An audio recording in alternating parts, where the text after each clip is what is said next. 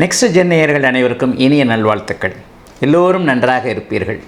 இப்பொழுது 2026 ஆனி மாதம் எப்படிப்பட்ட பலன்களை மேஷம் முதல் மீனம் வரையிலான 12 ராசிக்காரர்களுக்கு கொடுக்கும் அப்படிங்கிறத பார்க்கலாம். ஆனி மாதத்தில் என்னங்க ஒரு முக்கியமான நிகழ்வு, மாதத்தின் கதாநாயகன் சூரியன் அப்படியே மிதுன வீட்டில் இருக்கிறார்.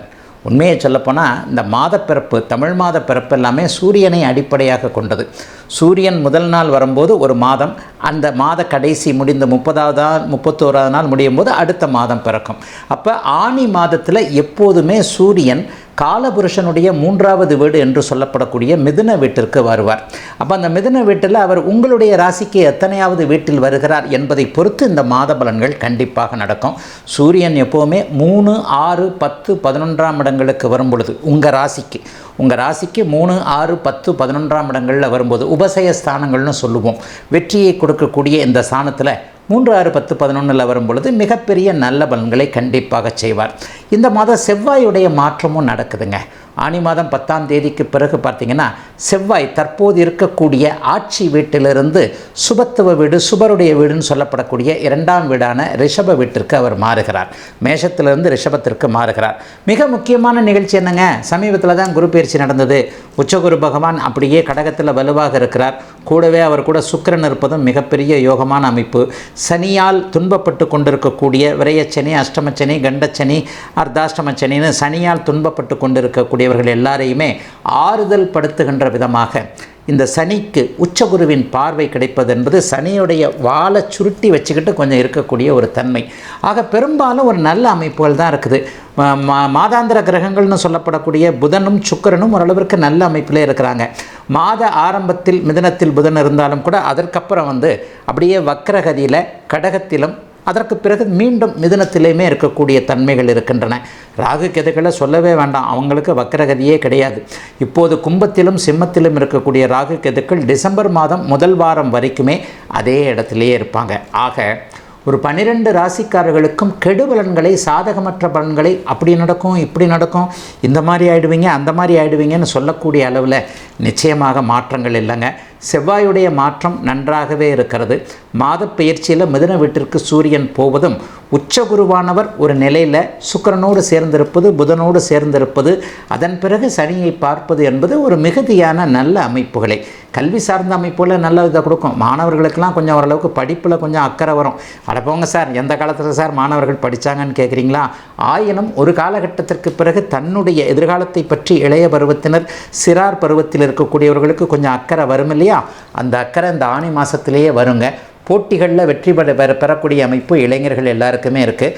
ஆகவே எதிலும் கூடுதல் நிறைவை தருகின்ற மாதமாகவே அமைந்திருக்குதுங்க இந்த ஆவணி மாதம்.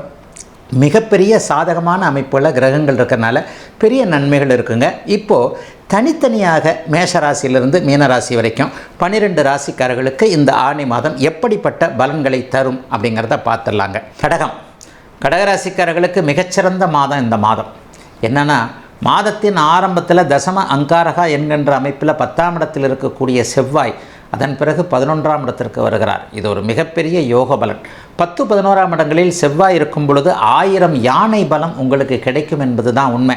ஆகவே பெரிய அளவில் நன்மைகள் இருக்கக்கூடிய தன்மைகள் இப்போது உண்டு. 2வது, தனாதிபதி 12ஆம் இடத்துல மறைகிறார் சூரியன்.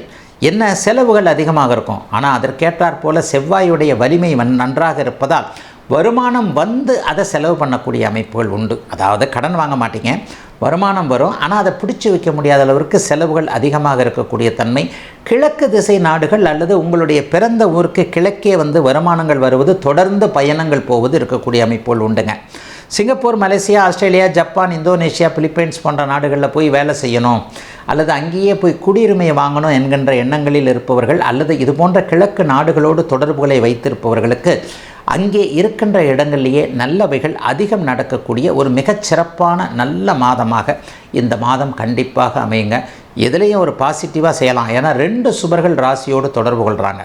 குருவும் சுக்கிரனும் ராசியோடு இருப்பது, 9ஆம் இடத்தை குரு பார்க்க 7ஆம் இடத்தை சுக்கிரன் பார்ப்பது என்பது இதுவரைக்குமே குடும்பத்தில் இருந்து வந்த குழப்பங்கள் எல்லாத்தையும் தீர்க்கக்கூடிய அமைப்பு.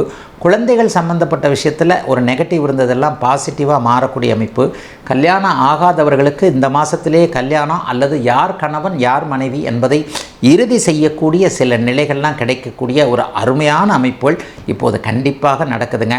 பெரிய அளவில் கடகராசிக்காரர்களுக்கு அட்டமத்து சனியில் நடந்த சோதனைகள் மாதிரி இனிமேல் சோதனைகள்லாம் இருக்காது. 9ஆம் இடத்துலேருந்து அப்பா சம்பந்தப்பட்ட விஷயங்கள், சொந்த ஊர் சம்பந்தப்பட்ட விஷயங்களில் கொஞ்சம் கலக்கங்களை கொடுக்கக்கூடிய சனியை கூட குரு பார்க்கின்ற அமைப்பின் காரணமாக இந்த மாதம் ஒரு 50-40 வயதுக்கு மேற்பட்டவர்கள் எல்லாருக்குமே ஆன்மீக எண்ணங்கள், சித்தர்களுடைய தரிசனங்கள், குருதீட்சை கிடைக்கக்கூடிய அமைப்பு, குருமார்கள் அறிமுகப்படுத்தக்கூடிய அமைப்பு என கடகராசிக்காரர்களுக்கு மேன்மை மிகுந்த நல்ல அறிமுகங்கள், சம்பவங்கள் நடக்கக்கூடிய அமைப்புகள் தாங்க இப்போதைக்கு இருக்குது. பெண்வழி உறவுகளால் லாபங்கள் இருக்கும். அத்தை சித்திமார்கள் போன்றவர்களால் ஏதாவது வருமானங்கள் இருக்கக்கூடிய தன்மை அல்லது அவர்களோடு அந்த மாதிரியான சொந்தங்களோடு தொழிலை இணைத்து கொண்டிருப்பவர்களுக்கு அதிலிருந்து நல்ல விதமான முன்னேற்றங்கள் வரக்கூடிய, அதே நேரம் நண்பர்களால் உதவி, பார்ட்னர்கள் பங்குதாரர்களால் உதவி என்பது கிடைக்கக்கூடிய, எல்லாம் நிறைவாக ஒரு 80 மார்க் கொடுப்பேன் கடகராசிக்காரர்களுக்கு. ராசி சுபத்துவத்தை அடைந்திருந்தாலே மிகப்பெரிய மேன்மை, ஒரு தன்னம்பிக்கை வரும், தைரியம் வரும், புத்துணர்ச்சி வரும். இந்த 3 வந்துட்டாலே ஒரு மனுஷனுக்கு எதையும் சமாளிக்கக்கூடிய நல்ல அமைப்பு இருக்குமே. ஆனி மாதத்தில் அந்த அமைப்பு தெளிவாக இருக்கின்ற காரணத்தினால் கடகராசிக்காரர்களுக்கு இதோ சோதனைகள் விலகிவிட்டது, இனிமேல் எல்லாம் நன்றாக இருக்கும் என்கின்ற நம்பிக்கைகள் வரக்கூடிய நல்ல மாதங்க இந்த மாதம்.